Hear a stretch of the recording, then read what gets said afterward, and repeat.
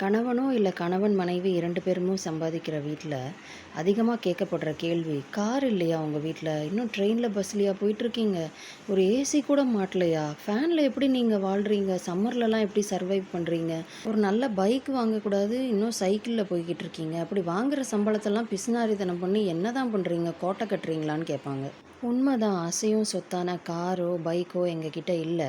ஏன்னா எங்களோட அசையும் சொத்து இந்த குழந்தைங்க தான். தான் குழந்தையா இருக்கும்போது தனக்கு தெரியாததை மற்றவங்க சொல்லலாங்கிறதுக்காக தனக்கு வந்த நிறைய வாய்ப்புகளை மிஸ் பண்ண என்னோட கணவர், அவங்களோட ஜூனியர்ஸும் அதே தப்பை பண்ணக்கூடாதுங்கிறதுக்காக ஆரம்பிக்கப்பட்டது தான் இந்த அகாடமி. இது முழுக்க முழுக்க நான் ப்ராஃபிட். அங்கே இருக்கிற பில்டிங்கோட வாடகை கூட எங்களோட சொந்த சம்பளத்தில் தான் நாங்கள் கொடுக்குறோம்.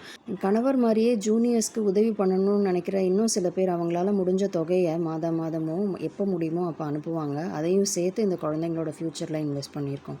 திறமை இருந்து வாய்ப்புகள் மறுக்கப்படுற இந்த குழந்தைங்களுக்கு இந்த அகாடமி மூலமாக நிறைய ட்ரைனிங் கொடுக்குறோம். அதனால அந்த பசங்களுக்கு ஸ்போர்ட்ஸ் கோட்டாவில் ஸ்கூல் எஜுகேஷனோ காலேஜ் எஜுகேஷனோ இல்லை ஜாப் ஆப்பர்ச்சுனிட்டிஸோ கிடச்சிருக்கு. ஏதோ நானும் பிறந்தேன் இருந்தேன் இறந்தேன்னு இல்லாமல் அவங்களால முடிஞ்ச உதவியை அந்த குழந்தைங்களுக்கு அவங்க செய்யணும்னு நினைக்கும்போது நான் ஏன் அதுக்கு சப்போர்ட் பண்ணி உறுதுணையாக நிற்கக்கூடாது? சமுதாயம் என்னை ஏமாளின்னு சொன்னாலும் சரி, கோமாளின்னு சொன்னாலும் சரி, எனக்கு அதை பற்றி கவலை இல்லை. ஏன்னா என்னோட கணவரோட சந்தோஷத்தில் தான் எனக்கும் சந்தோஷம் இருக்குது.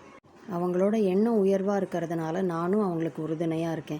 இது வரைக்கும் எனக்கு இது வாங்கி கொடுங்க அது வாங்கி கொடுங்கன்னு நான் எதுவுமே கேட்டதில்லை. நல்ல நாள் பண்டிகை எதுலேயும் அவங்க என் கூட கலந்துக்கிட்டதில்லை. அவங்களோட டைம் ஃபுல்லாக இந்த குழந்தைங்க கூட தான் ஸ்பெண்ட் பண்ணுவாங்க. ஒரு காரோ பைக்கோ இல்லை என்ன ஒரு லக்ஸுரியான ஐட்டம் வாங்கினா கிடைக்கிற சந்தோஷத்தை விட பல மடங்கு சந்தோஷம் இந்த குழந்தைங்க மெடல் அச்சீவ் பண்ணும்போது கிடைக்கிது. உங்களை சுற்றி நீங்களும் இந்த மாதிரி 1-2 பேரை பார்த்தீங்கன்னா வழக்கமான கேள்வியான கார் இல்லையா பஸ் இல்லையான்லாம் கேட்காம உங்களால் முடியாததை அவங்க பண்ணுறாங்களேன்னு நினச்சி சந்தோஷப்படுங்க. நான் முதல்லே சொன்ன மாதிரி இது முழுக்க முழுக்க நான் ப்ராஃபிட். ஆனால் அந்த குழந்தைங்களோட அச்சீவ்மெண்ட்டில் தான் எங்களோட சந்தோஷம் இருக்குது. எங்களோட அசையும் சொத்துக்களை பற்றி நீங்கள் என்ன நினைக்கிறீங்கன்னு கமெண்ட்ஸில் சொல்லுங்கள்.